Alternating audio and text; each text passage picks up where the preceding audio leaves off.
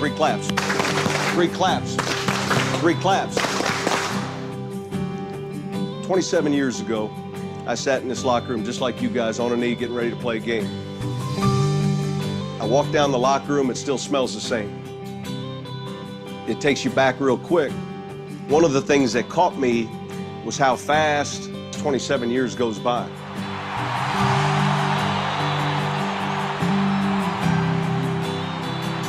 There's so many people that live vicariously through you.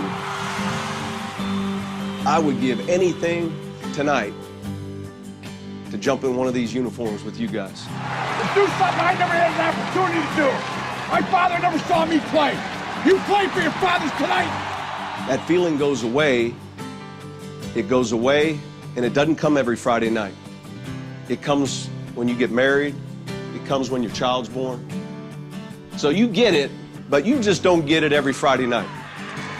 You're going to miss that more than anything in the world. That's what I miss. And so you seniors that are focused on college, you're focused on your work after high school, what you're going to do next, you're focused on tomorrow, aren't you?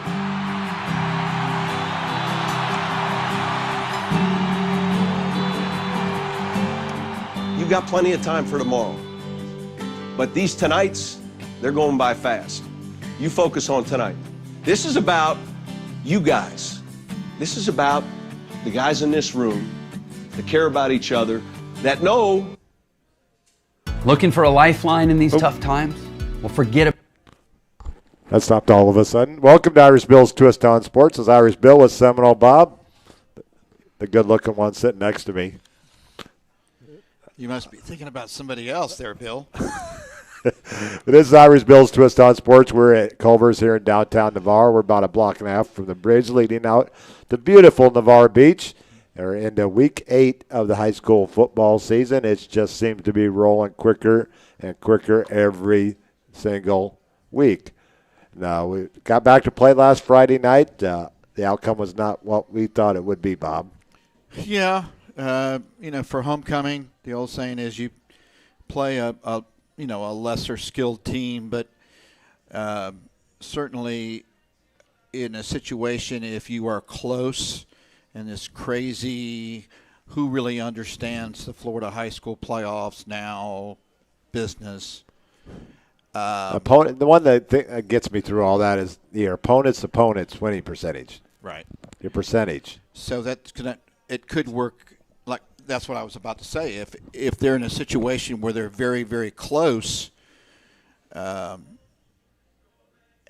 people really look at the game, Navarre was driving for a tying touchdown right before halftime, and the game changed on a whim.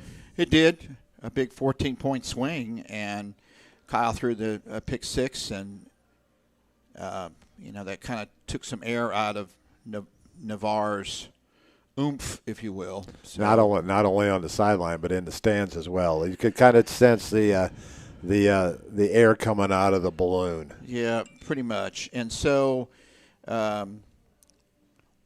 anyway, a very quality team in Mosley. I think we'll see them certainly in the playoffs. But everybody been talking about their offense all season long, but I tell you, that defense was strong. One of the better talented young men playing both sides of the ball, Randy Pittman. Yeah.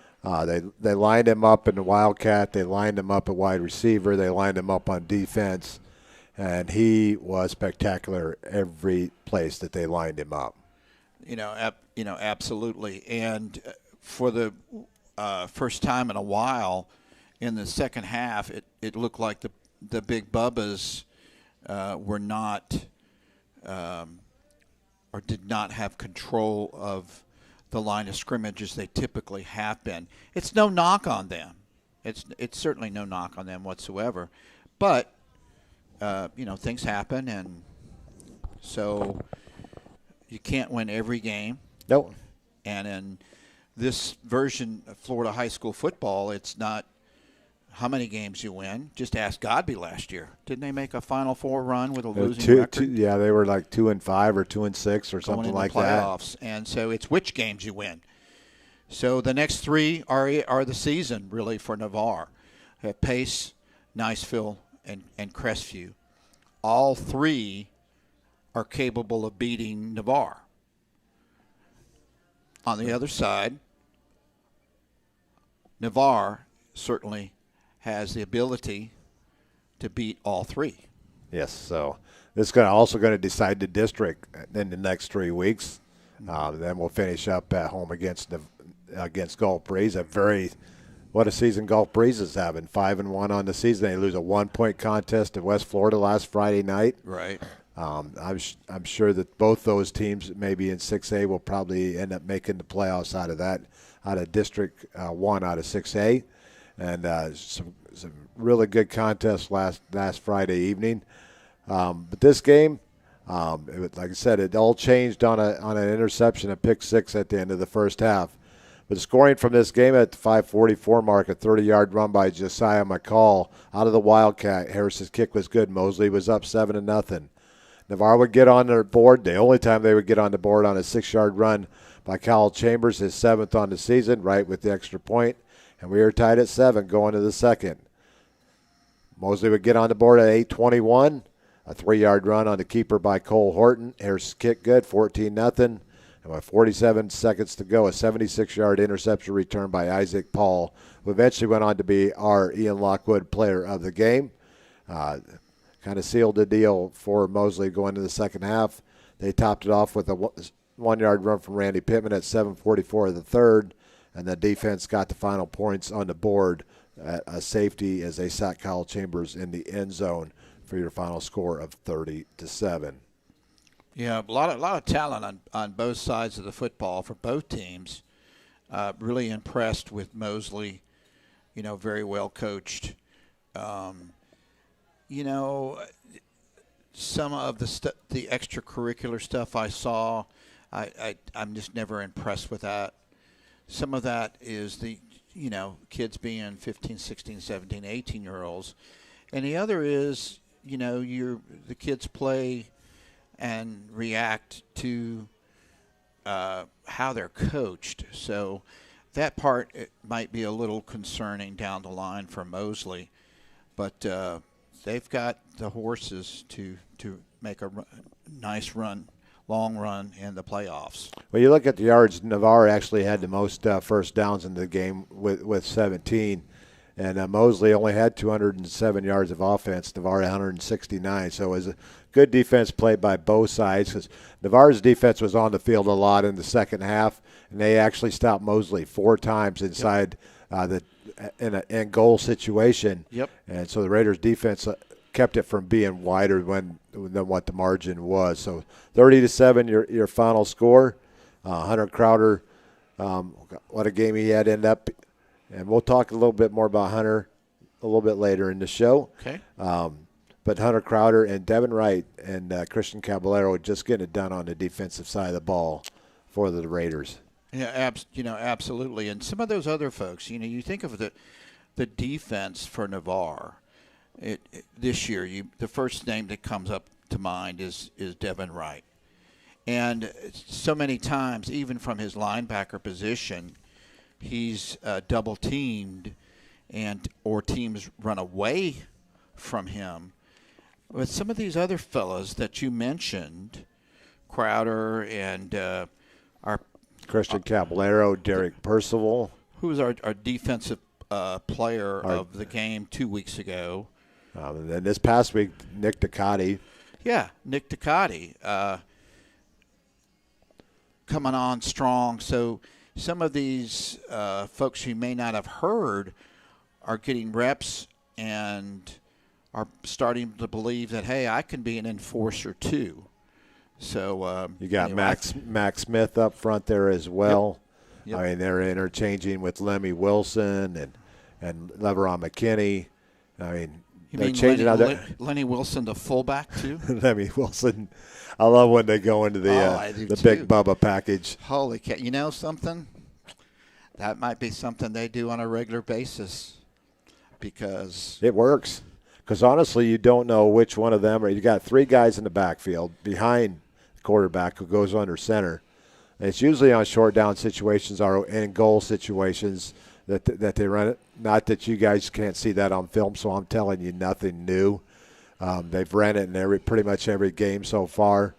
They're just they get back there and a couple times. That's where it's been really successful though, is handing the ball off to Melendez. Yeah, he's a very hard runner inside between the tackles. One of these games they're going to. I'm sure there's a package to give it to Lemmy.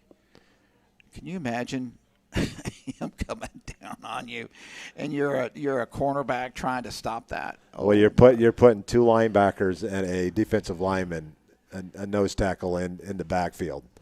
Is basically what you're doing. Yeah, remember the fridge?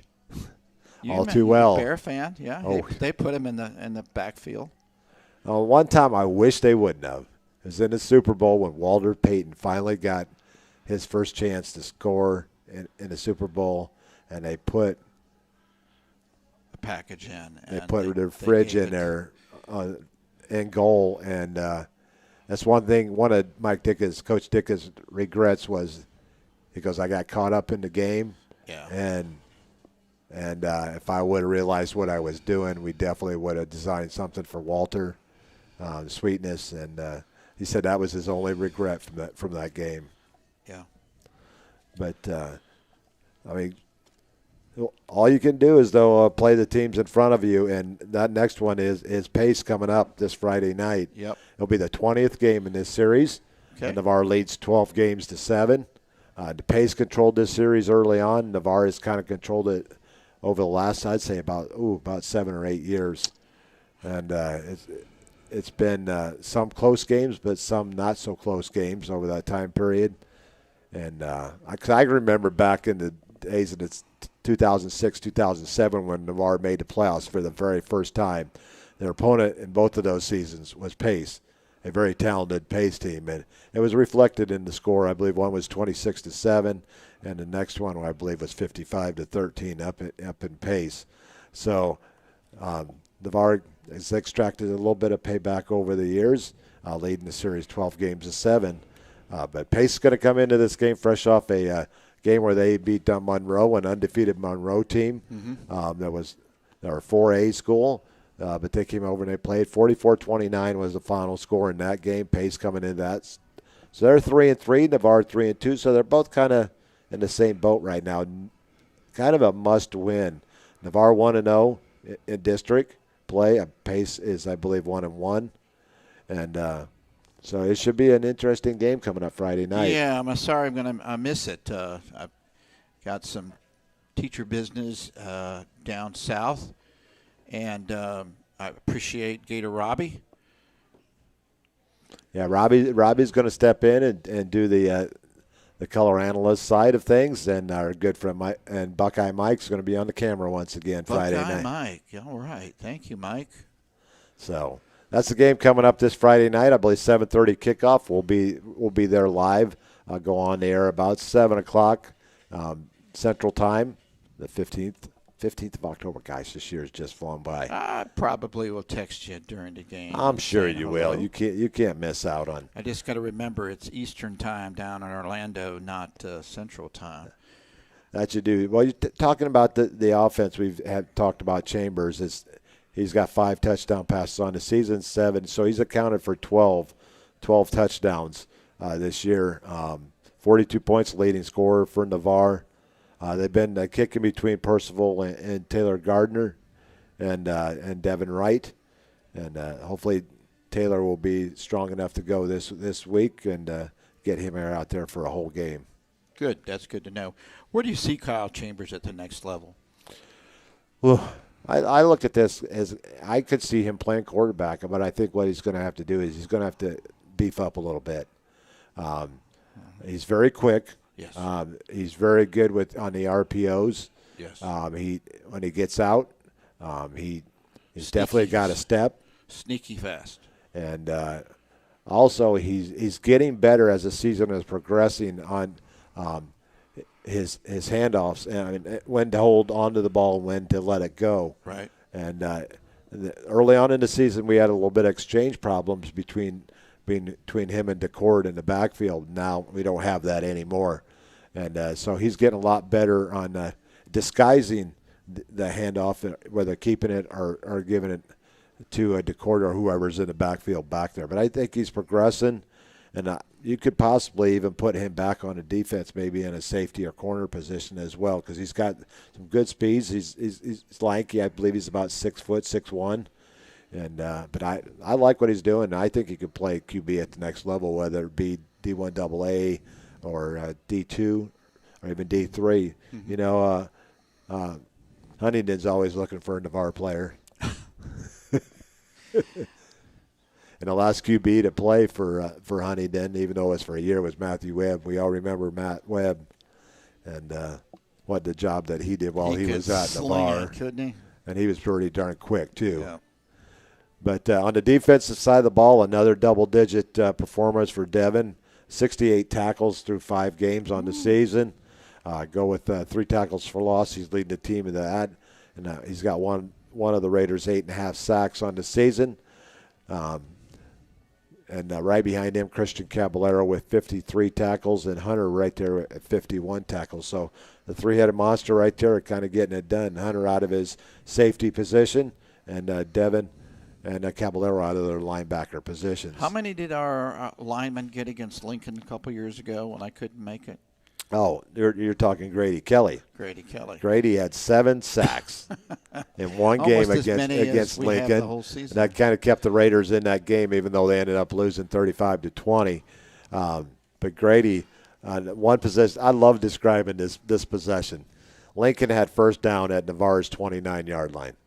So that's where they're starting their possession. Well, 3 plays later and a 15-yard unsportsmanlike conduct penalty, Lincoln now has 4th and 62 from their own 19-yard line. And when they punt, they don't even get back. They don't even get it back to midfield. So the Raiders get the ball in Lincoln's end of the field. But Grady had sacks on 3 consecutive plays, and when on the third one, the quarterback got up, and he was so mad, I think, at his offensive line for not keeping this guy out of the backfield, that he slammed the ball down on the field and got a 15-yard penalty. So 4th and 62. What kind of play call do you got there, Coach? Well, Hail Mary of Grace, throw one up. A left and a right turn there, yeah. But I love describing that play. There's a couple of plays that always stick out in my mind that I've called over the years for Navarre. That and then another one against Lincoln back in 2010 in the 3rd round of the state playoffs, where they roll out and it's going down 72 seconds on the clock. Raiders have 1st and 10 at the Lincoln 29. Go figure, at the 29. I know, really. They have 2 timeouts left, 72 seconds. All they had to do. Dwayne Carter had a heck of a game, just under 200 yards in that game, and all he had to do, give the ball to Dwayne 3 straight times up the middle, or 2 times. Call your last 2 timeouts. Line up for a game-winning field goal from Buckeye Mike's son, Steven Householder, at the time. But nope, he rolls out to the right, and he's got a clear path to run too. And because the defensive end was blocked in by the tight end, the Raider tight end, to the inside, and the wide receiver had pushed the corner to the outside. Kane had a good 15, 20 yards of open field. It would have been at least 1st and goal, if not more. But he hesitates, and he tries to hit his wide receiver in the back of the end zone. And there's a guy that's playing in the NFL right now that was a safety for Lincoln at that time. And his name always, when I'm thinking about his name, Buck Lee. He ended up going into the NFL. I think he's playing with the Ravens now. But he was sitting as safety, and I could just read it. Because you're pretty high up over there at Lincoln. And so when he went, he's going to throw the ball. And the first thing it goes, I'm not saying this on the air, is don't throw the ball. Don't throw the ball. Next thing you know, he throws the ball, and Buck comes in from the – no, it's Allen, Buck Allen, because it's Javoris Allen. He goes by Buck. And he threw that up there, and Buck went right over there in front. It stepped in front of it and intercepted it in the end zone. And they went on, and they had plenty of opportunities in that game. I mean, they scored first, and then Lincoln, they had Lincoln fourth. Well, on second down, Nick Benton drops a wide open pass in the end zone for an interception. They get to 4th and 9. They have the quarterback dead to rights in the backfield. Somehow he gets loose and runs in for a 9-yard score, and they tie it up. Go to the other end of the field. Lincoln scores first. Navarre scores on 3rd down. So we're going to 3rd overtime, tied at 27. And the Raiders come right up and score. And but unfortunately, on the extra point try, it was the defensive end came from the left side and blocked the extra point, and Lincoln went on and prevailed and kicked the extra point for the 34-33 victory. And games like that and plays like that, they just stick in my head. And I love talking history about Navarre and plays that have happened and what we've experienced, you and I, since we've been on the air. Yep, the one that sticks in my mind is the Milton, the time before last we were at Milton, where a Raider defensive back stops a sure touchdown, comes out from nowhere and ends up being probably the touchdown that would have won the game, but stops. And I can't think of the defensive back's name off the top of my head, but that ended up saving Navarre and giving them the road win. So there's more history to be made, and it's going to happen Friday night in Pace. Another Santa Rosa County foe game. Yep. We got that one. We've already played Milton, and we got Gulf Breeze still on the docket as in the game. It will be game 9 for Navarre, game 10 for Gulf Breeze. But right. We're going to go ahead and take a commercial break, and we're glad that you're with us on this Wednesday night as we're halfway through the week, and that means football is just 2 days away. And we're excited to bring you more Navarre Raider football this Friday night from Pace High School. Got the okay from the athletic director this afternoon, Charlie Warner, longtime baseball coach at Pace High School, and I believe Principal Shell.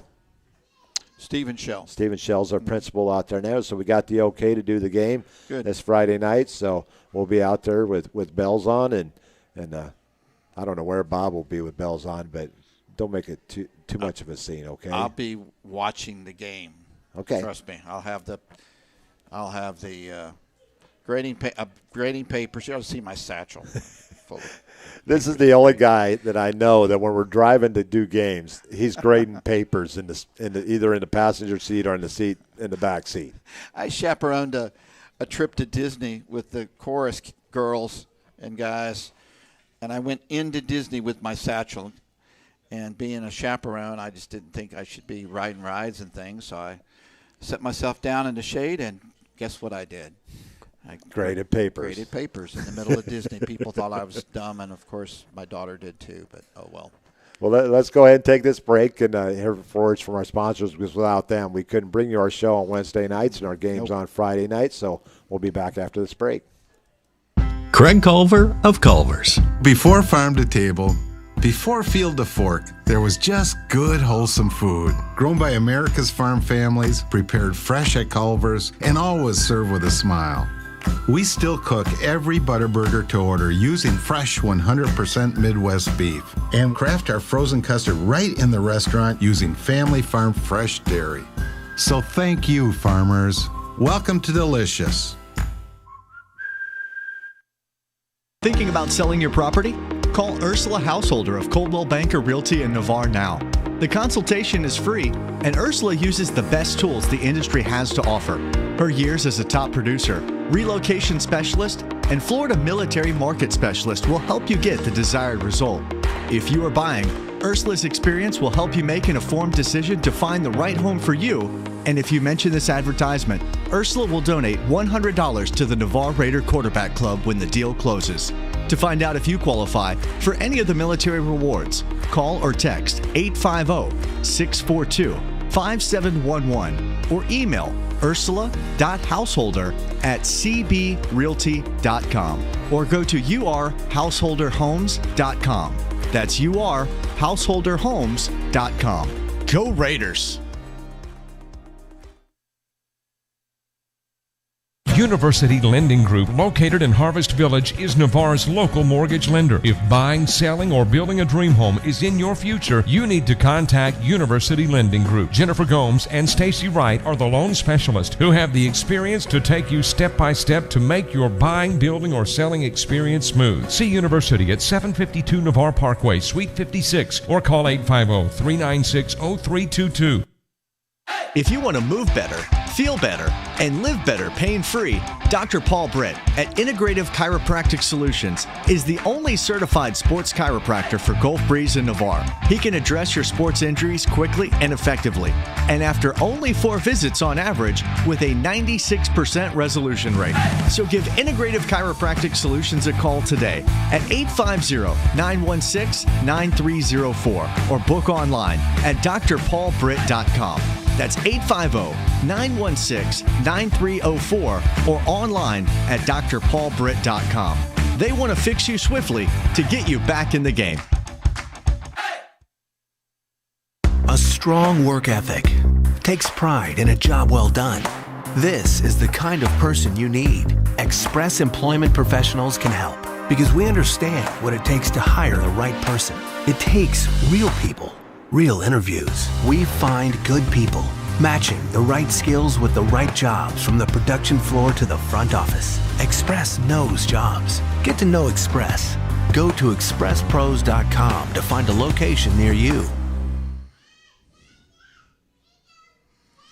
Great teams have great support. The Navarre Raiders have one of the best support organizations, the Navarre Raiders Quarterback Club. All the members see to it that the Raiders have all available necessities to keep the Raiders on track, whether it's seeing to it that they're properly fed, have good transportation, or making sure that all Raider fans can watch and hear all exciting Navarre Raider football action. The Navarre Raider Quarterback Club is there to make it happen. Thanks, Navarre Raider Quarterback Club, for your support of your winning Navarre Raiders on IrishBillSports.com.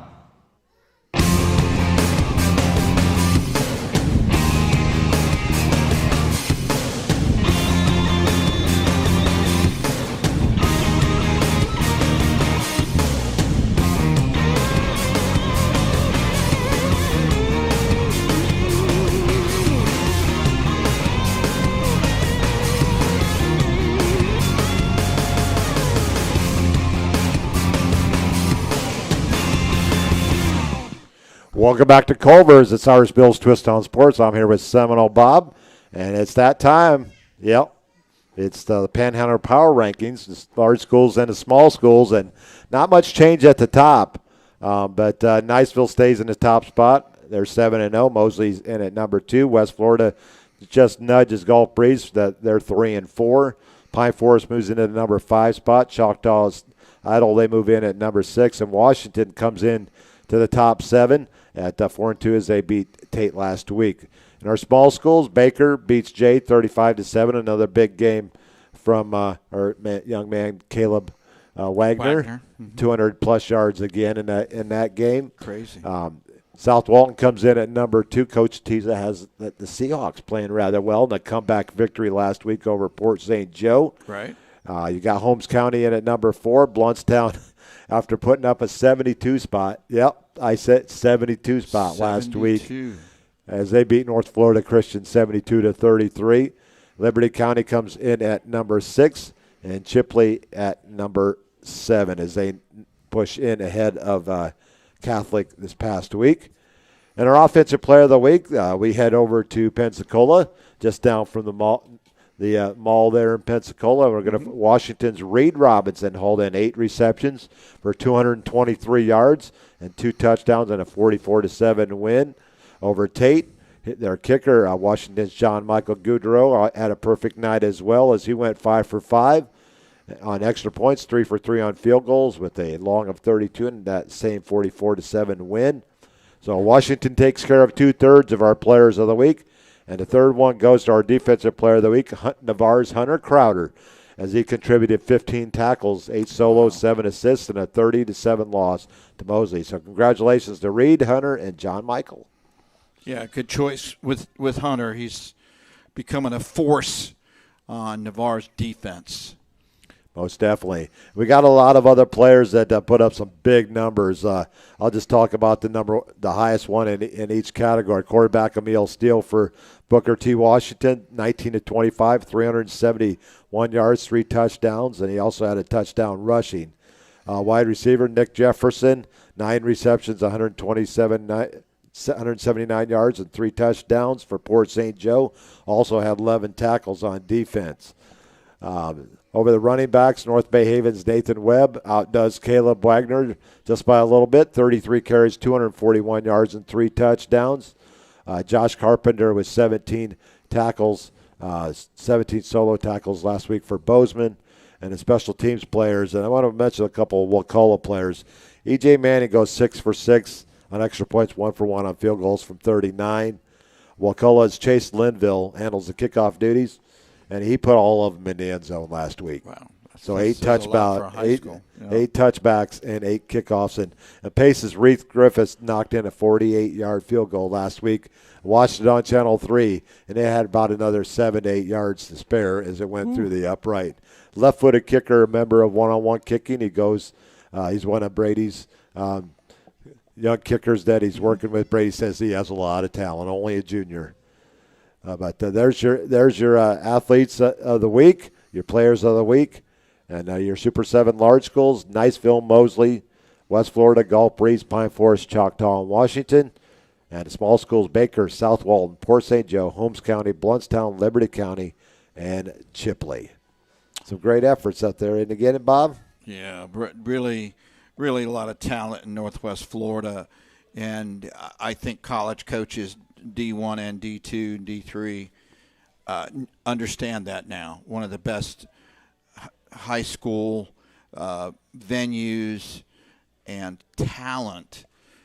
Just look at Niceville, look at Mosley, look at West Florida. And the nice thing, Bob, is that you don't have to go very far. If Right. you want to watch, there's from Pensacola to Walton County. I mean, how many high schools are in between there? Yeah. There's a ton. A ton. So you can cover a lot of schools in one day on the recruiting trail. Sure can. And I know Niceville is probably stop one on a lot of coaches that do hit the road. I know a lot of coaches are doing some virtual stuff still with COVID, but yeah. And if you want to see all of those players that had great evenings last Friday night, you can go on my Irish Bills Twist on Sports Facebook group page, or you can head out to the website on my blog page at irishbillsports.com and list all the players. I mean, because there's multiple schools represented here every week. And I also want to thank my good friend Joshua Wilson. He supplies the helmet images each week for my post. And Joshua, a good friend of mine, and he does a great job with covering sports, not only football, but flag football as well in the spring. Absolutely. Now it is time for, well, I got to have an introduction. We got to get a good introduction for this. So we're going to, how about we hit this one, right? Is that the Cincinnati Bearcat fight song? How about we hit this one? We'll lower the volume just a little bit. We'll keep this going. And time for our picks of the week. I hear John Crescenda. I always like Mel Allen in baseball. This week in baseball. Oh, yeah. Twib.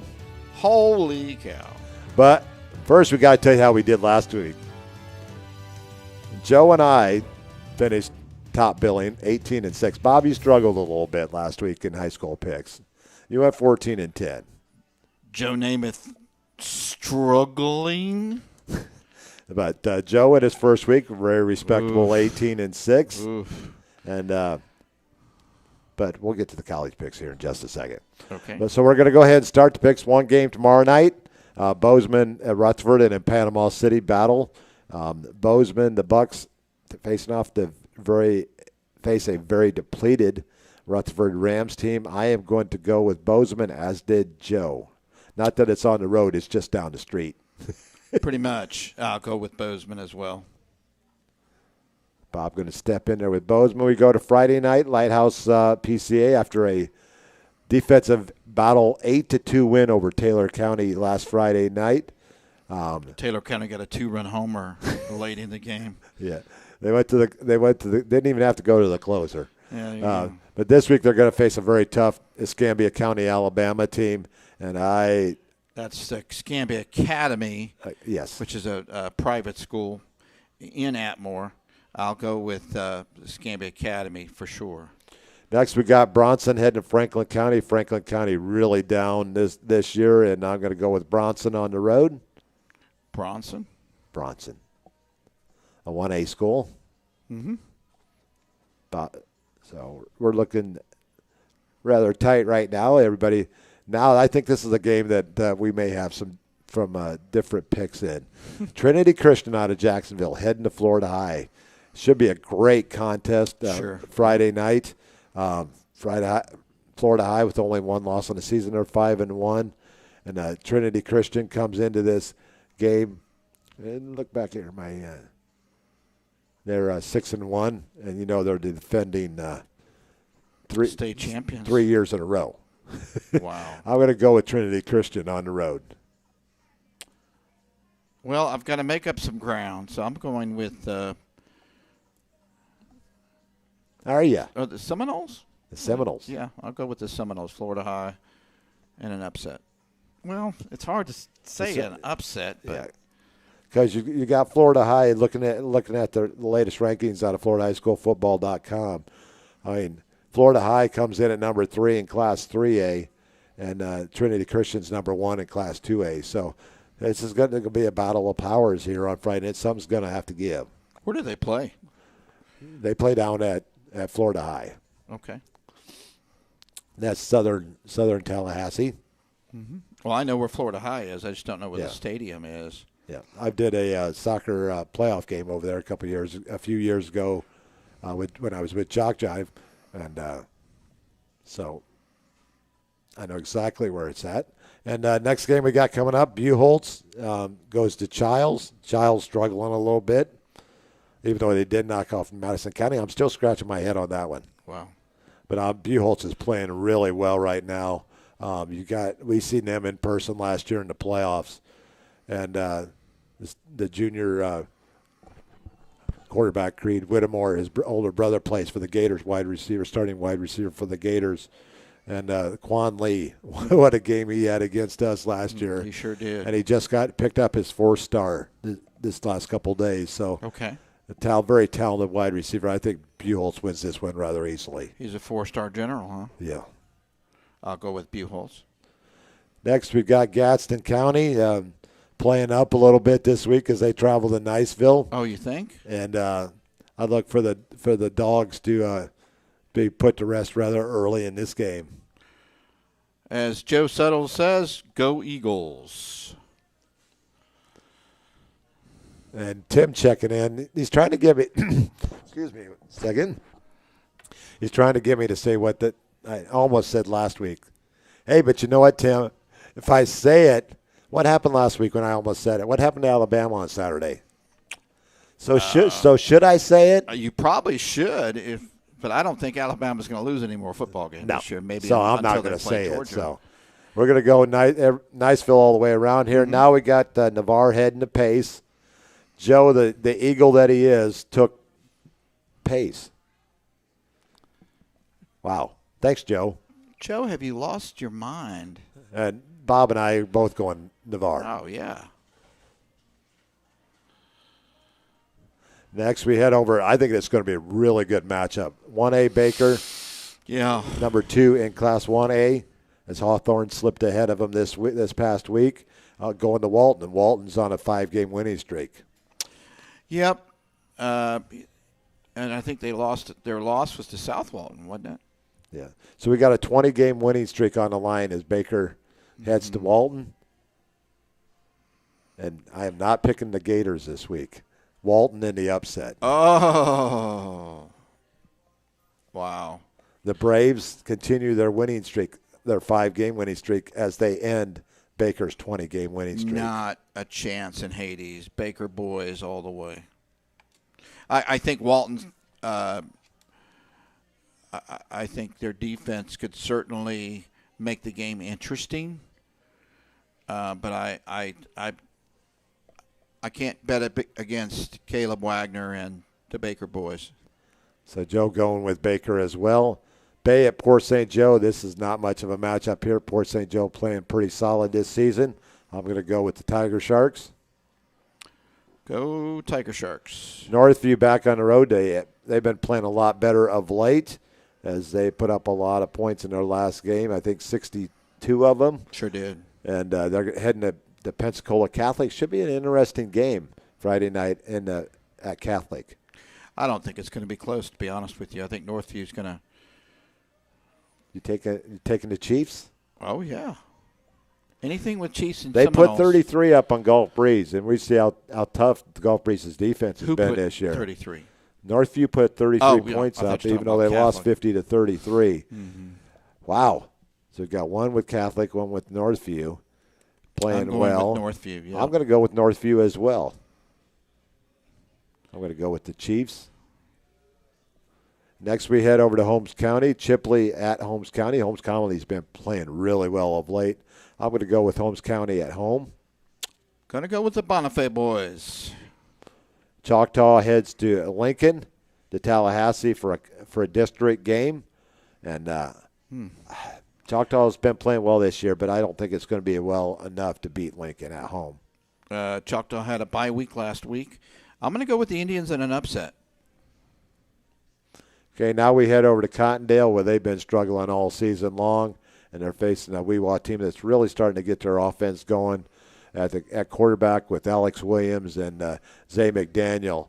Just really starting to get the ground game going over there at Weewa, and I'm going with Weewa in this one. Going to go with the Gators. Next, we head to Crestview for a district matchup, 1-7A. Tate at Crestview. I'm going with the Bulldogs, fresh off a victory on the road at a very tough place to play in Andalusia. Going with the Bulldogs. Pensacola traveling to Godby. Pensacola's been a little offensive challenge this year. Mm-hmm. I'm going to go with Godby to get their first victory and break the 0-8 Schneid. Ooh.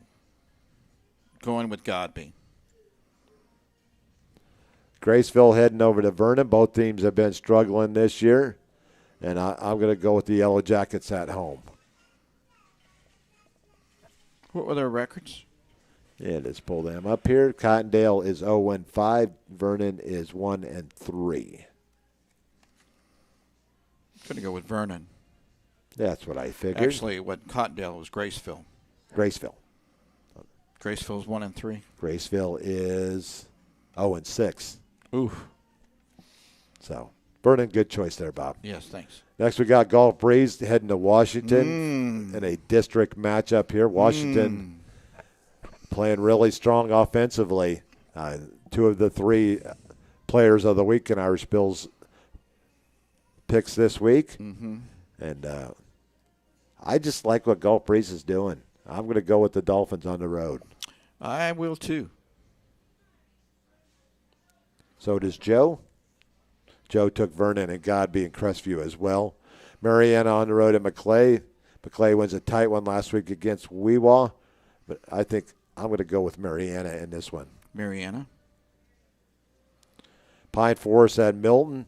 Milton is one of those teams that I think is kind of underachieved this year. A lot of offensive talent. Jekyll and Hyde. With Emory Williams at quarterback, one of the most talented quarterbacks I've seen this season, stature-wise. I mean, he's got all the tools, and he's got one of the best wide receivers in the state, Raymond Cottrell. Mm-hmm. But I like Pine Forest in this one rather easily. I'm going to go with Milton in the upset. There you go. Joe goes with Pine Forest. Rickards at Mosley. I look for this to be a good ball game. Quickness is against a very talented Mosley team, but Mosley's going to keep their perfect record intact. We were talking with one of the coaches after the game last week, and that was the first time I think he said in 30-some years that they started out the season 7-0. Wow. I'll go with the Dolphins. Next, we're going to head over to Liberty County. That's over in Bristol. Bristol. They used to have a good place to eat gas station and a good place to eat called Hoggly Woggly. Hoggly Woggly. I like Remember that? Oh, my gosh. I haven't been there, but that sounds like a good place to eat. Oh, they're potato logs. What you do is you take exit 174, I believe, out of Tallahassee, and you take a left to go down a ways, and you run into Bristol. That's where Liberty County. Then you take a right and go over the bridge, over the, I believe it's the Apalachicola, and into Bluntstown. Right. We sometimes take 20 to go to FSU games, and you go right Bluntstown, and then the bridge, and then Bristol. Oh, my gosh. The chicken is just unbelievable. Liberty County and North Bay Haven. I'm going to go with Liberty County in this one. Okay. Yep, me too. All three of us go with Liberty County. Cornerstone Christian heading to Rocky Bayou. Rocky Bayou goes on the road last week and knocks off Osceola Christian, and they're at home this week. I'm going to keep 4-2 on the season are the Knights, and I'm going to crown them victors this week. I agree. Joe takes Rocky Bayou as well. Jefferson County against one of our teams that's been hard to predict all season long, Sneeds, but Jefferson County really down this year. And people are probably saying, well, where the heck is Jefferson County? Well, if you go through Tallahassee, right, you take a left, you go down. It's a beautiful little downtown area. Then you'll get off that road, and then you'll end up going to Valdosta. But you get off, I don't know how many miles it is out of Tallahassee, but you'll get off the I-10, and then you'll go right the back way to. What's the city or town? It is Jefferson County. It's Monticello. Okay. Actually, no, Monticello is Osceola Christian. Monticello, yeah. Monticello is. So I'm going to go with Sneeds. I'm going with Sneeds as well. Bless you. All of us go with Sneeds. South Walton heading to North Florida Christian. Wow. So they come off of one offensive attack from Bluntstown where they like to run the ball. They're going to face a team this week that likes to throw the ball in South Walton, led by Kemper Hodges, Pierce Sperlin, Cade Roberts. This would be a pretty strong, opponent there in North Florida Christian. I'm going to go with South Walton for sure. Me as well. Going with the Seahawks. My good buddy Coach Phil Tiza. What a great guy. And we're going to head on to Wakulla. This should be a really good game. West Florida at Wakulla. A long road for West Florida to get to. As Wakulla, Crawfordville, there's no quick way to get to Crawfordville. Nope. Unless you're coming from Panama City. Yeah. I'm going to go with West Florida on the road. I'm going to go with West Florida as well. I think they, to sound trite, I think they're a team of destiny. I think they're going to make a long run in the playoffs. And to get our 25th game in there, I went over to Tallahassee once again, and we're going to get Santa Fe traveling to St. John Paul II, fresh off their 56-0 whitewash of Graceville last Friday night. I'm going to go with St. Paul in this one. Yep, took a wrong turn at Albuquerque, not Santa Fe. Okay, so there's your picks on the season. Even though Joe's at 75%, but he's only picked 1 week. Come on, Joe. Should have got in a lot earlier in the season. Should have spoke up. He wasn't offered. Well, sometimes you have to just speak up. I would have loved to have been Joe Settle last week with watching that Edison. What a game. Yeah. And he had a great view of being on the sideline there at Niceville. But Joe's 75%. I'm 76.8. And Bob, after last week, I took a 6-game lead on you after last week at 73.1%. There's our high school picks. Now it's time to move over. That had buys this week before we turn the page. Oh, yeah. Open weeks this week, Arnold, Bluntstown, Escambia, Fort Walton Beach, Freeport, Jay, and Monroe with off weeks this week. I bet you Coach Bo would like to play after scoring. Come on. A basketball score. Most definitely. Well, Bob, you had the best college record last week. You went 20-4. Woo! And Irish Bill actually finished third behind because Joe went 19-5. I went 18-6. On the season, you went ahead of me on the season as well. 110-42, Bob. 109-43. So you got a 1-game lead on me, and Joe's best in percentage, but only 1 week, 79%. Beginner's luck for Joe. Joe, do you see what I have to put up with every week? No respect. You're our guest picker. We should afford, good job. Good job, Joe. No. Beginner's luck. But we're going to got a Thursday night game tomorrow night. Anchors away at Memphis tomorrow night. That Navy game last week really surprised me. Smoot just barely pulled that one out, didn't he? Yeah, they sure did. So we got Memphis. I'm going to go with Memphis at home. The Tigers at home.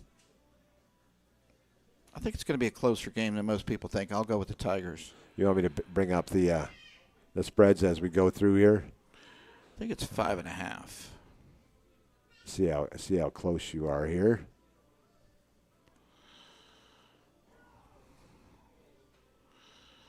10.5. Memphis favored by 10.5. Oh, wow. So all of us going with Memphis tomorrow night. Let's go over to the Friday night, and we got Clemson. I had number 25. That was the coaches poll. In the AP, they were not ranked this week. Right. When was the last time Clemson has not been ranked? Been a while. But they're going to go to the Carrier Dome and face off against Syracuse on Friday night. I'm still going with Clemson on the road. I have no idea what Syracuse team. They've got a quarterback that can run and throw the ball. And they got Clemson favored by 13.5. I'll go with the Tigers. I so much want to pick the Qs. Go Tigers. But I just can't. Oh, wrong Tigers. Yep. We got Cal head-to-head in Oregon this Friday night. I'm taking the Ducks at home. Quack, quack. The Quack Attack. We got number 24 San Diego State heading to San Jose State. I'm going with the Aztecs on the road. San Jose. San Diego and San Jose. Going with. Do you know the way to San Jose? Dun, dun, bum, bum, bum, bum, bum. Gonna go with the Aztecs. Aren't they both the Aztecs? Are they really? I'm gonna go with San Diego. Where I think they're both the Aztecs, aren't they? I don't know. Well, on air production. You keep talking. San Diego. That's where my daughter lives now, and a lot of good sports there in San Diego. Padres had a good run mid-season, and then they kind of fell off. San Jose. The Spartans. Yeah. The Spartans. Yeah, you were close. How can I mess up that? I'll go with the Aztecs, the Visitors. I'm going with the Aztecs as well. All three of us going with San Diego State. Now we go over to the Saturday. A couple years ago, this would have been a really good ball game. UCF not so much as they've lost their quarterback, I think, in this one. And Cincinnati's number 4 in the coaches poll, number 3 in the AP poll. I'll be going with the Bearcats big in this one. Don't forget who coaches UCF. Gus Malzahn. Gus has a way of beating. Well, for a long time, some people said that's the only way he kept his job at Auburn is because he beat Alabama a couple times. I don't see that here, but I think it could be Cincinnati. You get up into the rarefied air, like just about everybody's top 4 to make the playoffs. Playoffs. I'm going to go with Cincinnati, but I think Gus Malzahn's going to have a few tricks up his sleeve. Okay. Earlier in the season, this would have been we would have thought before it would have been a better contest than what it's going to be, but Michigan State, number 9, travels to Indiana. Indiana really hurt, depleted, not living up to expectations entering into this season. I'm going with Sparty on the road.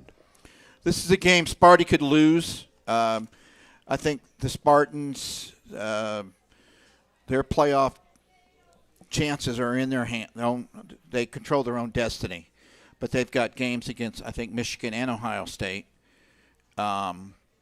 I'm going to go with Sparty, but they better not trip up. Nope.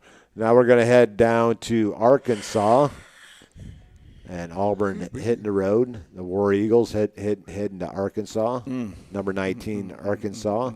I'm going to go with the home team in this one. Joe's going with Arkansas as well, since he is an Arkansas grad. He is a Razorback. Aren't you, Joe? I'm going to go with Auburn on the road. Bo Nix is playing better. And That he is. You know who the center is? Nick Brahms. Nick Brahms from Navarre. I'm going War Eagle. War Eagle for Bob. Upset. And number 17, Florida, heading to LSU, and it looks like LSU is kind of folding a little bit on the season. And have you seen Coach O around? Oh, hey, Bill, I'm glad to see you. What's going on with your team this year, Coach? I don't know, but it's getting awful warm on my behind. You know, I keep my Red Bulls in the refrigerator, or as they say in Baton Rouge, refrigerator. And, gosh, Bill, I wish I knew, but the only tail that's going to be eaten ain't going to be gator tail. It could be my tail, because if we lose this game, I might be working for ESPN drinking Red Bull. But anyway, all I can say, Bill, is, you're a good man, even though you're an Irishman. Us Cajuns, Well, technically, I'm not an Irishman, Coach. I just like the Irish. Oh, is that right? Yeah. Well, can I be an Irishman too? Well, you can jump on our bandwagon anytime, Coach. Well, look, I got a call from our booster. Oh, no, it's not the booster. It's the president. I better take this call, Bill, because, maybe I just say I'm going to the bathroom because I'm not sure I want to take any calls from the president. I got to go get me another 6-pack of Red Bull. But anyway, Bill, it's getting warm down here in Baton Rouge. Well, we always enjoy having you on every Wednesday night, Coach. Thank you, Bill, and all I can say is go Tigers. Florida in this one. I will keep my theme up with the Gators. Next, we're going to head over to Missouri and Texas A&M. Will they come after knocking off Alabama last week? Will they come in still enjoying last week's game and forget to prepare for this week's game against Missouri? Well, Texas A&M got their butts whipped by Mississippi State, and I'm going to go with the Aggies. All three of us going with Texas A&M on the road. Oklahoma State traveling to Texas, and a great game last week between Oklahoma and Texas. Did you have 103 as your over in that game? Yeah, really. Okie State is undefeated, and they need a lot of help, as does Texas, to even think about. Either way, both of them are probably going to have to play Oklahoma again. I'm going to go with Texas to give Oklahoma State their first loss. And Sarkanian is doing the job at Texas. 5-0 Oklahoma State, 4-2 Texas. Texas a 5-point home favorite. You're going with Oklahoma State? Nope. You're going with Texas. Okay, so it's going to be a clean sweep. Everybody going with Texas in that one. Hook 'em horns. Or as Matt Cronin would say, hook 'em horns. Okay, next we got the biggest game probably of the weekend. Yeah. Number 11, Kentucky, traveling to number 1. Yeah, I said it, number 1, Georgia. If this game was in Lexington, I'd probably pick the Cats. Georgia's defense, I listened to Randy Cross on the way in on ESPN. To quote Randy Cross, they're crazy stupid, and not in a derogatory way. Their defense at Georgia is is lights out. And Randy Cross said, who was 3 or 4 times Super Bowl champion. I loved watching him play with the 49ers. Oh, yeah. And he's a pretty good analyst as well, in-game analyst. Had a pretty good feel for college football. I'd never heard him talk about college football. Talked about how the Georgia defense would have beaten Burrow at LSU and Mac Jones at Alabama. That's saying a lot. That is saying a lot. So I think it may be close early. Georgia's offense is not spectacular, but their defense is just nuts. So I'm going to go with Georgia here. Clean sweep for Georgia. They're 23-point favorites, which is wow. I'll take some bottle caps on that one. Miami, Florida, heading to North Carolina. North Carolina fresh off a defeat at home against your Florida State Seminoles last week. Yep. And I look for North Carolina to get back on a winning track this week against Miami. And the spread in this one is 7-point favorite for North Carolina. Kirsten was born in North Carolina. I'm gonna go with the old ball coach here, North Carolina. Clean sweep for North Carolina. Of all 3 of us, Purdue heading to number 2, Iowa. Remember a few years ago, Purdue welcomed in an Ohio State team that was 34-point favorites. Sure did. And look how that ended up. Speaking of rarefied air, Iowa. Going back to the Hayden Fry days. Hayden Fry, what a coach! Yeah, he could coach some football. And one of his prodigies right now. Yep. Kirk Ferentz doing a great job. I'm going with Iowa at home. Yeah, I think it'll be a close game. Next, we got Nebraska heading to Minnesota. Nebraska playing a lot better these days. I'm going to go with the Huskers on the road. Yep. I had the opportunity on Sunday to watch the replay of the Nebraska game 2 games ago where they won big, and I can't even remember what team. Aiden Martinez is the quarterback for Nebraska. Yeah, he's runs the RPOs rather well. Who did Nebraska beat 2 games ago? Do you remember that? They scored 63 or 56. I think it was against Northwestern. It was against Northwestern. Thank you. With my good friend Deacon Charlie. Charlie is a Catholic deacon at our church and a big Nebraska fan. Farmer there when he had a farm in Nebraska and sold it and moved down here. The warmer climate. I'm going to go with Nebraska here. It's a clean sweep for Nebraska this week. Pittsburgh heading to Virginia Tech. Was very impressed with Virginia Tech last week in the game against Notre Dame. Just didn't have it at the end. But I like the quarterback Burmeister. He had a really good, solid game against Notre Dame. I look for them to win at home against Pittsburgh. A very improved Pittsburgh team. I'll give you the spread here in just a second, Bob. I thought Notre Dame did a great job getting back into that game and winning, and it showed a lot of heart. And I think people are beginning to understand what a good football coach Brian Kelly is. I've talked about him in the past. I'm not. Yeah. A lot of people will say, "But how can you not be a fan of the all-time winningest coach at Notre Dame?" Well, one of the situations they have right now they've been playing 3 different quarterbacks. At some point, you have to pick one. Because what's the old saying? If you have 2 quarterbacks, you don't have any. Yeah, I mean injuries come into play, and their offensive line is not what it used to be. We're picking Virginia Tech, right, against Pittsburgh, and the line is Virginia Tech by 4. Let me see if I can 3.5. Find that one here. It is 5 points. Gone up to 5.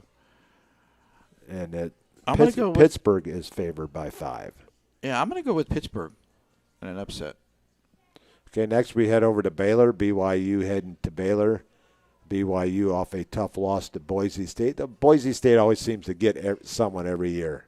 Yeah, BYU, any chance they had of getting into the playoffs is I'm going with Baylor in this one. they're toast.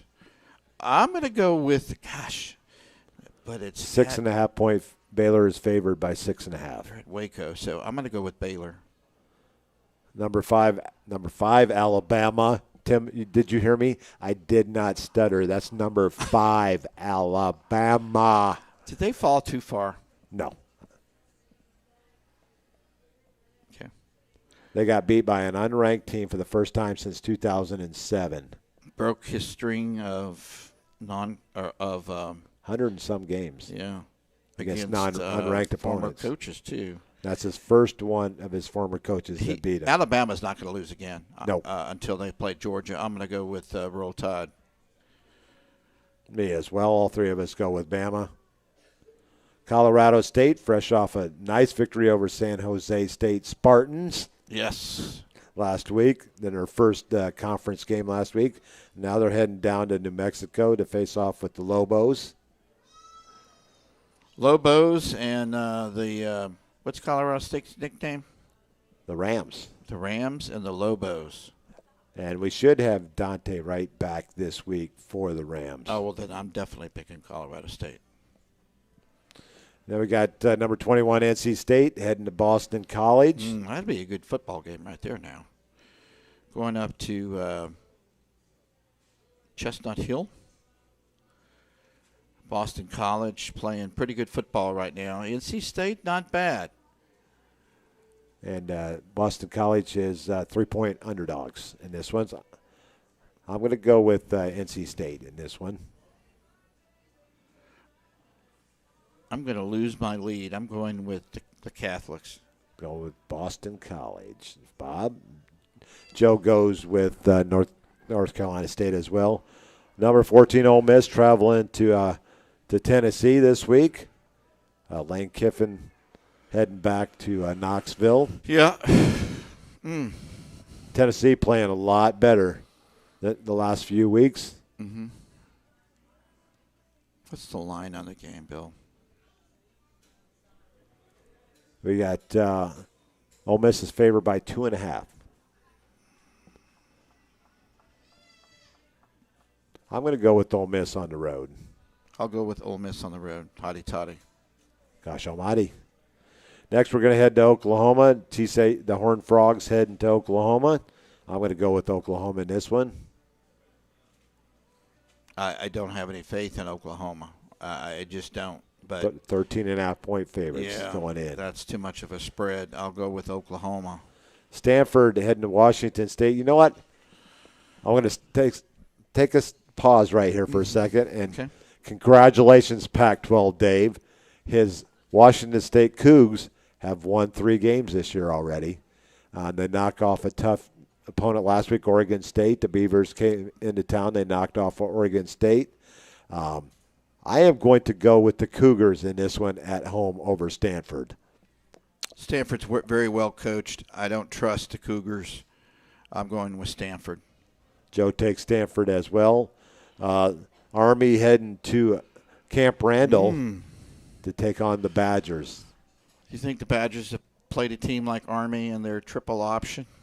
They haven't this year. I'm still going to go with the Badgers at home.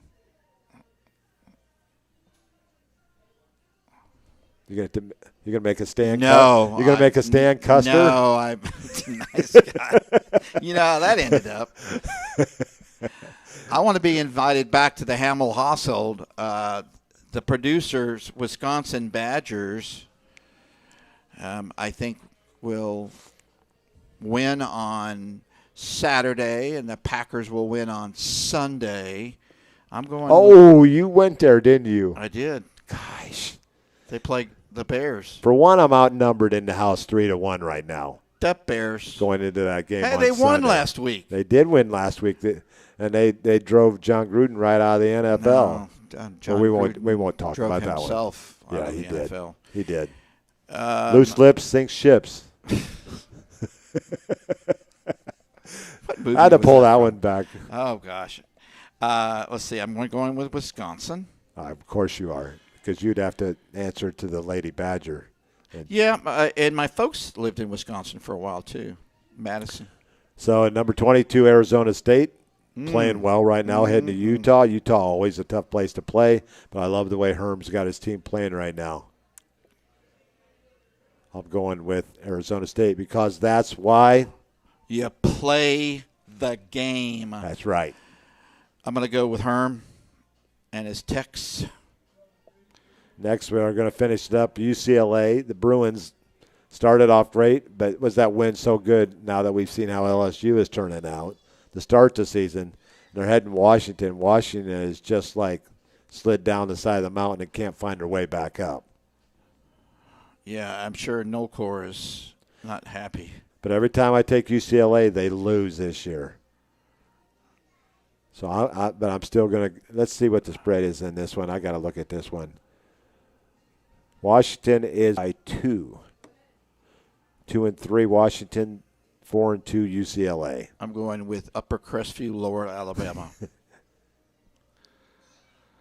And just to throw it off, I'm going to go with the home team. I'm going to go with the Huskies. But the question I ask to all of you is, the streak is now at over 3,200 days. Is this the year that Washington State breaks the streak and beats Washington in the Apple Cup? Nope. No faith in the Cougs. But you did pick both Washington teams. I did. I'm not sure that's ever happened before. It may not ever happen again. Yeah, but we'll see how that plays out. Might be a reminder of a couple of weeks ago where I just stunk it up at 10-13. We had a few differences. Yeah. In college. So there we have it. There's our college picks, and you know what I always say. To find out how we did, you're going to have to tune in again next week to find out how we did and how our guest picker, Joe Settle, from Niceville. Actually, I believe he lives in Crestview, but he's on the Niceville chain gang. Working on the chain gang. Do, do, do, do, do, do. Speaking of chain gang, how was your trip last week to Birmingham where they love the governor? Okay. Normally it takes about 4 hours to get to Miles College from Navarre to Birmingham. But you know how I-65 has a temperament at times. Yep. We got north of Montgomery, and there was 3 accidents on I-65. Fortunately, none of them were yours. None of them were ours. And so eventually we had to get off of I-65 and go around the back way, probably about 14, 15 miles off the highway, and come up and go back around to I-65 north of where the accidents were. So we eventually, a normal trip takes a little over 4 hours. It took us about 5.5 hours to get there. So did you choose to do that, or you had to do that? No, we chose to do that. Okay. Brady was in charge because he was driving. Okay. So he chose to go off the path. And it was the right choice because if we stayed on a 65, we wouldn't have got to the game on time. He's probably done that a few times, taken the back roads. Oh, yeah. Yeah, so.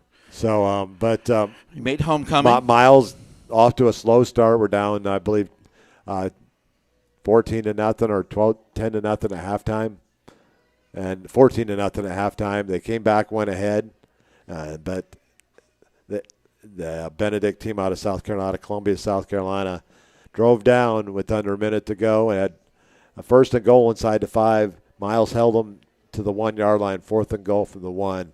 And Benedict scored with 17 seconds left. Oh, wow. And to pulled out the game 24-21. The same exact score that Miles had beaten Benedict in Columbia 2 years ago, 24-21. I don't think any team's going to let you in the stadium anymore for homecoming games. I'm not good luck at homecomings for the home team. I mean, last week I was 0-2 for homecoming games. Right. Yep, sure was. I was in Panama City with a swim meet. Beautiful day. It was just absolutely, I don't know how it was in Birmingham, but it was really pretty in PC. Oh, it was gorgeous. The one thing nice, though, about going to games at Miles, well, their band is spectacular. Mm-hmm. And Benedict brought their band, too. So we got 2 great bands. the tailgating at Miles College on the hill. It's just right above the stadium on campus. The food, ran into a couple of friends of mine that I used to tailgate with there at Miles College, and we got some good eating. I kept it within my diet. Mm-hmm. And what was on the entree? Well, one thing wasn't on my diet. Or normally I can have chicken, but I can't have fried chicken. But I was not going to pass up on the fried chicken. I had one piece of fried chicken, left it at that. The rest of it was healthy. So it was a good trip overall. We got back in the car afterwards. Brady saw about 17 to 20 of his former teammates that he had played with. And I told him that's what it's all about, going to homecoming when you played, is running into those guys that you haven't seen in a while. And so he had a great time, and a great time was had by both of us. We got him back in about 12:30 Sunday morning. Okay. Yeah, well, you make, lifelong friends. Within the YMCA system, we have something like that as well. And we have friends that they don't have to get a hotel room throughout the Southeast. You have friends all over the South. You've always got a couch or a spare room to stay in. You maintain relationships, real relationships, not on Facebook, not on Snapchat, but face-to-face, and get to eat some food, talk about the old times, and the like, and that's what it's all about. So that's good. I'm glad. Most definitely. But one thing at the end is I told Brady, I said, I'm glad that he includes me and still includes me. And because, when young adults get off on their own and they like to pave their own way, but it's nice that he included me and be a part of the memories that we have going on in our lives as well. And that's what it's all about. Absolutely. And I know you've got a bunch with your dad. I do. Similar things like that. Most definitely. And speaking of going down memory lane, we got Navarre Raiders. Where are they now? Okay. Michael Carter had his second touchdown last weekend, and he got to play in London. I played in London. And he had a spot a tee. Michael Sandel played with the Houston Astros low A ball this year. Their season's complete. Auburn, Nick Brahms, his senior year, they're 4-2. Bo Herring at Maryville. He's in he's a fifth year. He's a super senior there at Maryville. And Huntington College, how many we got there? 7. Mark Struck, Daryl Hickson, Garrett Schluter, Kyle Hickman, Tyler England, Bailey Houston, who got to actually play last Saturday. Cool. And registered four assisted tackles last weekend. Of course he did. And then we also have Jabari Mitchell that's up there as well. Mm-hmm. West Virginia defensive lineman Jordan Jefferson, Colorado State Dante Wright, who hopefully will be back this week. Lake Erie junior running back Omari Green, that's up in Ohio. We got Eastern Tennessee State University, Quinn Caballero up there. They're off to a great season so far, 6-0 on the season. South Alabama running back Josh Carter, he's being medically redshirted this year to recover. University of Louisiana James Seagrass, he's on a Louisiana team that knocked off Appalachian State last night, a Tuesday night game, 41-13. He's a long snapper. His dad's an assistant coach there. Mm-hmm. Raging Cajuns. We got Harding's defensive lineman Mitchell Hunt. We already talked about Huntington. Colorado State's Grady Kelly's redshirted this year. North Carolina Wesleyan's Mekhi Domino and Zachary Marquis not getting into the games as their true freshmen. Valdosta State, Elijah Melendez walking into a great situation there at Valdosta State. And they're 5-0 on the season. And Muskingum University, Evan Macon's freshman up there, and they're 3-2 on the season. And playing his prep football this year at Field of Dreams Prep School is Jaden Rivera. You know who plays, I believe in a couple of weeks, is the Chanticleers and App State. And some folks... Battle, that's North and South Carolina. Some people are thinking App State could knock off the Chanticleers. Very, very possible. I was very high on the Chanticleers coming into the season with 21 returning starters. Another great season for them over there on Myrtle Beach, mm-hmm. South Carolina. former Navarre Raider, played over there. Christian Gill. Yep. Played a couple of years over there. Well, let's move over to the Gulf South Conference, where we still have 3 unbeaten teams. 2 of them will play this week.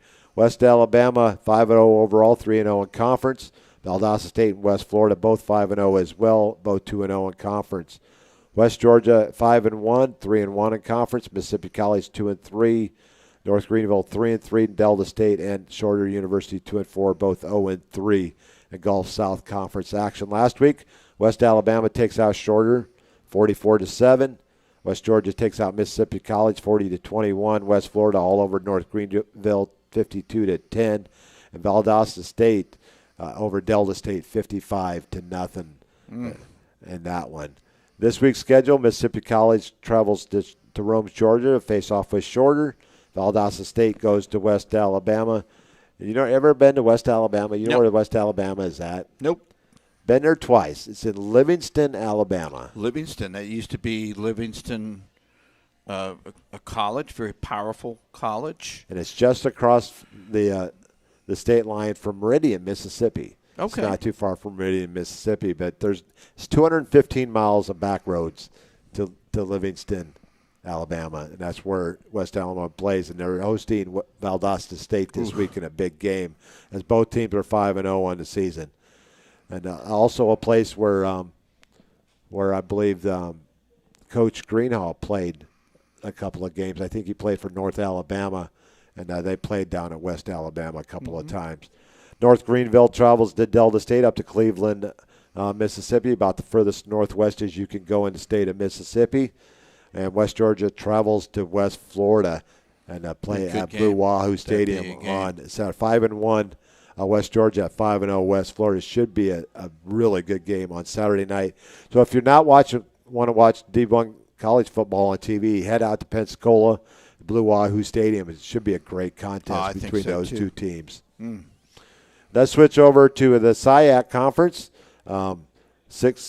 Week 6 results. Benedict takes out Miles 24-21. Albany State over Edward Waters 30-0. Clark Atlanta over Allen 21-12. Fort Valley State over Central State 35-14. I never did get a score on the Lane College Kentucky State game. I'll have to double check on that one. Savannah State over Erskine College 39-6. Morehouse over Tuskegee 31-5. Right now, Savannah State's 3-0 in conference. Albany State and Fort Valley State are 2-0 in the East. In the West, Lane College, the only unbeaten team in conference play. This week's schedule: Tuskegee at Central State, Kentucky State at Edward Waters, which is in Jacksonville, Albany State at Benedict, Fort Valley State at Morehouse. Miles travels over to Jackson, Tennessee, to face Lane College, and Clark Atlanta heading to Savannah State. Interesting. And that winds up another Irish Bills Twist on Sports. But before we do, Bob's Twisted Take or his rant of the week. My rant of the week. Well, I always want to include you in this. Well, I appreciate that. Well, it is your show. Well, no. And you can pull this plug right here and say, Bob, see ya. No, I would never do that because everybody has an opinion on things and everybody Yeah, to speak don't want to get too controversial. I want to talk a little bit about, and you're in HR, right?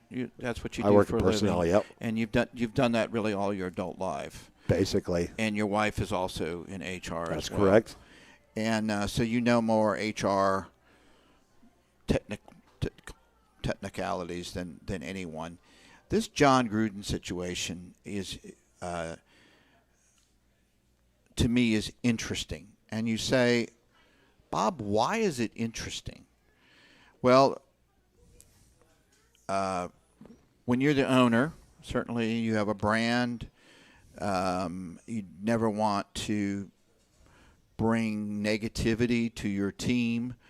And I think it's Mark Davis. Mark Davis, the son of the late son, Al Davis.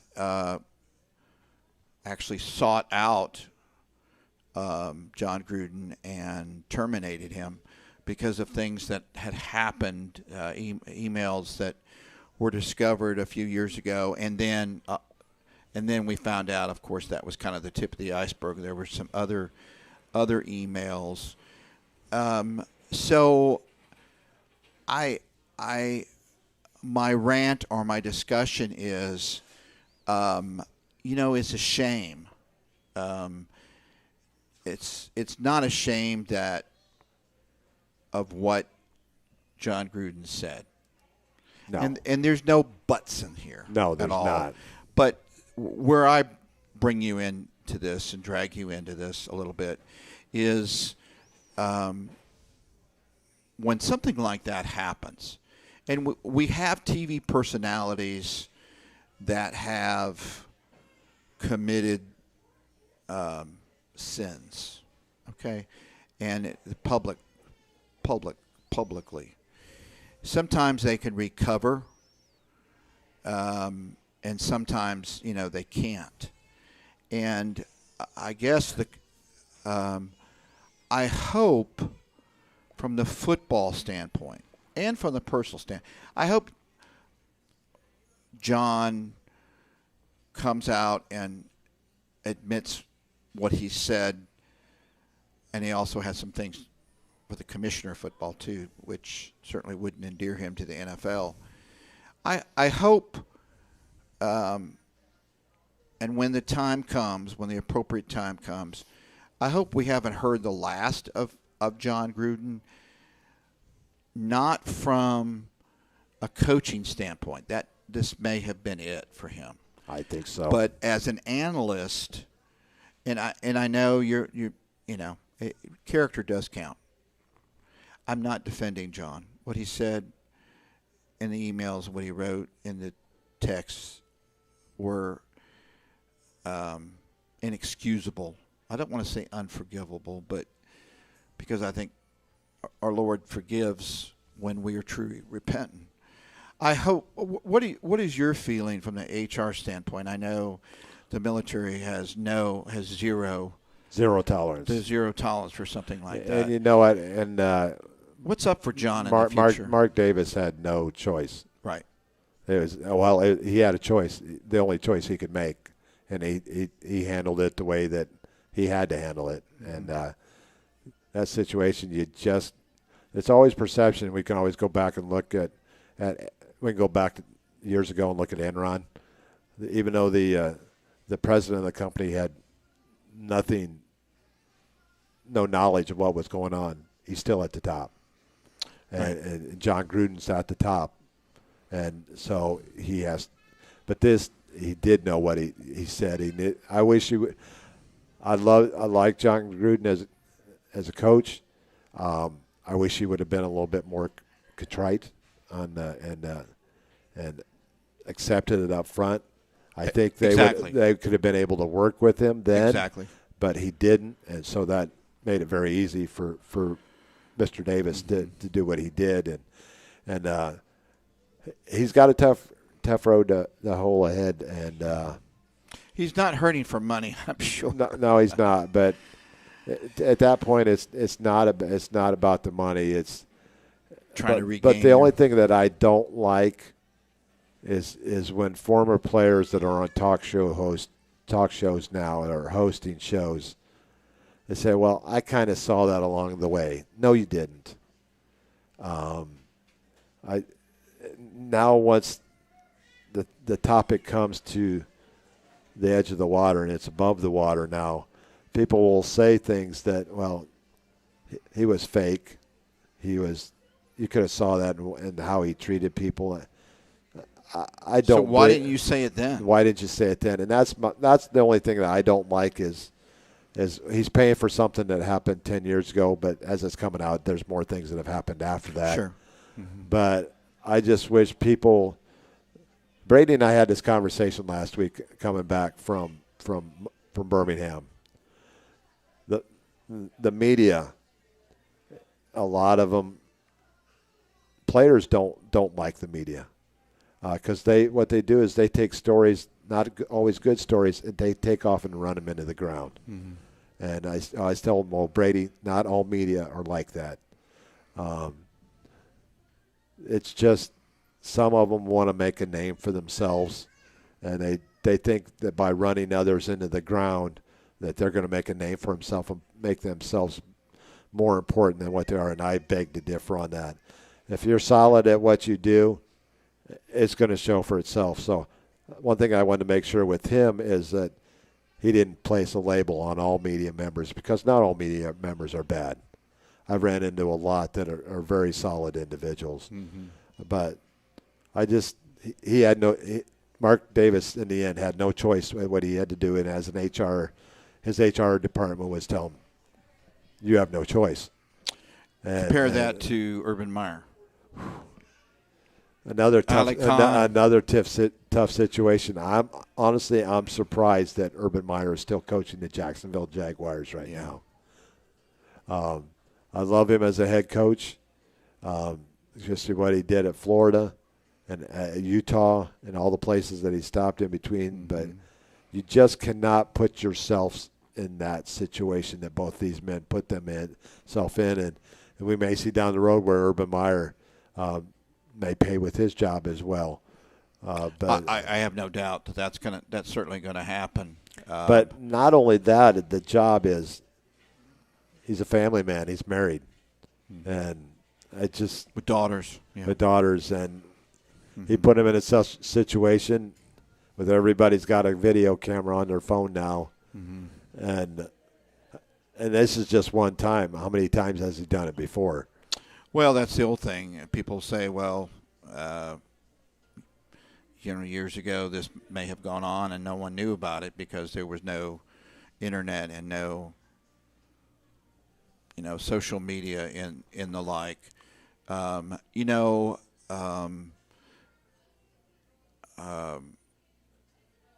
Certainly, as a Florida State fan, I had no love for Steve Spurrier, the old ball coach, but doggone he could coach football. That he could.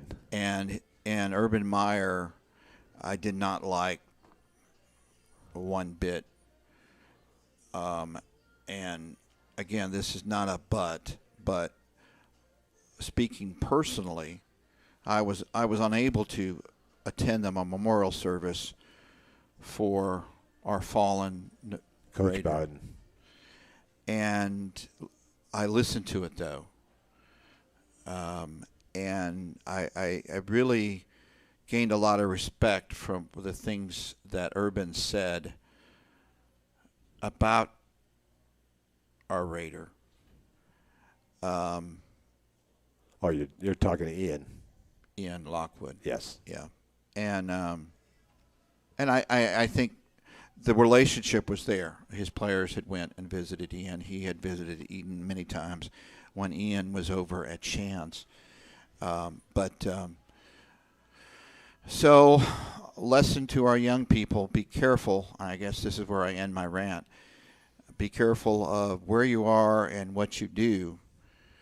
As I tell the kids that I teach and the kids that live under my roof, you're born naked, you die naked, and all you have in between is your reputation and how you conduct yourself. And there's always someone with a video camera that will do anything to try to trip you up. 99% of the people in this world, I think, are good people. We all make mistakes. And as Bill alluded to, if you do, young people, own up to it. Yep. We've all done. I've made mistakes. Yeah, we've all made mistakes. Not one of them, though, has been partnering with this handsome guy. And so that ends my rant of the week. Young people, just be careful what you say and what you do, because once you push this button, it's out there forever. And you can delete it as much as you want. It's out there. And I know in HR, I've had FBI agents come to my office all the time, people wanting top-level jobs in the military, and they have, had been volunteer coaches. And I couldn't believe that the FBI would be wanting to talk to a little old program director at the Y, but your reputation does follow you, and if you want to be successful, you got to keep it as clean as you can. And that's the end of Joe Joe says as a Gator fan he didn't care for Urban as well. Yeah. And because he said he sent the program back after he left 5 years when he left. So, Joe, when Arkansas plays Florida, who do you root for? Oh, he's probably going to root for Arkansas because he's a graduate of Arkansas. But I thought he was a Florida fan. He is a Florida fan, but you know what? Blood is thicker than water. Kind of like Notre Dame and me, right? Yeah. So, but anyway, that's my rant. Thank you for letting me sharing that. I always want to include you, especially this instance, because you work day in and day out in situations like this. Hopefully not that often, but. Most definitely. And this has been another week, another enjoyable week of Irish Bill's Twist on Sports. Bob will not be with me Friday night. He's got a teachers meeting that he has to be a part of this weekend. So Gator Robbie is going to check in on the mic with me this Friday from Pace High School. And Buckeye Mike will be back on the camera. He did a great job over in Tallahassee. We had a great time with them over there, and I'm sure we'll have a great time Friday night. So until Friday night from Pace High School, may the wind ever be at your back. This is Irish Bill signing off. Good night, Navarre, and God bless.